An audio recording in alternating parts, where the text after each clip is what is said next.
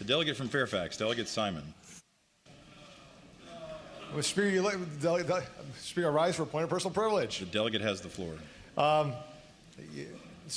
Speaker, members of the House, I'm up again today.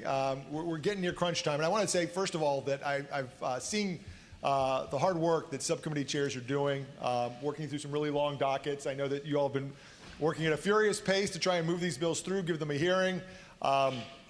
Occasionally that means 30 seconds or a minute for people to testify, but we're trying to get everybody a chance to have their say on all these bills. I remember a few years ago being criticized mightily for cutting folks short that way and running out of time, but glad to see that we're working hard to do this. I don't blame the committee chairs and subcommittee chairs. I know that you guys got a lot of these bills referred to you all late. We're running out of time. The clock is moving down.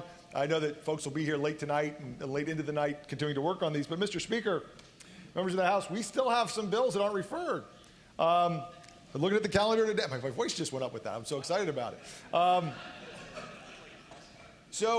We had a speech about this the other day, and so yesterday we saw a nice tranche of bills that got referred. But today I think we just have 4 bills referred, just a couple of resolutions, and yet we are about to run out of time for some of these committees to meet. Tomorrow will be the second to last meeting of Privileges and Elections. Tomorrow they meet, and then there's one more chance for them to meet.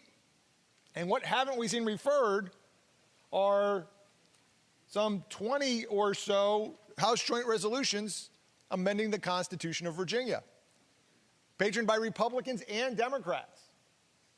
None of them have been referred. I'm starting to think, Mr. Speaker, that maybe we don't want to have hearings on these. Maybe folks don't want to vote on whether we should have an amendment to repeal the Marshall-Newman Amendment and recognize that same-sex marriages are legal and by the law of the land and ought to be recognized here in Virginia. Maybe we don't want to expand our tax exemptions for veterans and their spouses on their property and things. Maybe we don't want to talk about some of these fundamental rights and things that we're trying to put into the Constitution. Maybe we don't want to have a vote on those because we are certainly running out of time. We had a subcommittee Subcommittee 3 used to be the Constitutional Amendments Subcommittee. It's supposed to meet tomorrow morning and has already canceled their meeting. Talked a little bit about not really going in numerical order. And we've got some bills that seem to have something in common. HB 1395, 1498, 1795, all filed back in November or the beginning of January on when life begins an abortion.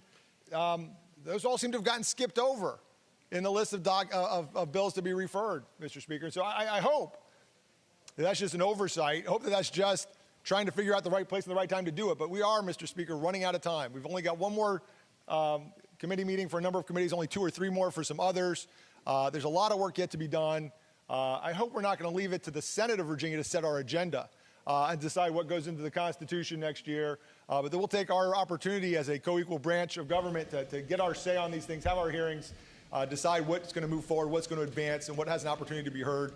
And so, Mr. Speaker, again, I would just remind everyone, the clock is ticking, the days are peeling off, and we have some important work to be done in this House and some things that deserve, and the voters deserve to see us vote on and see where all of us stand on these important issues, particularly going into an election year. I hope that we'll get on the stick, and thank you very much, Mr. Speaker.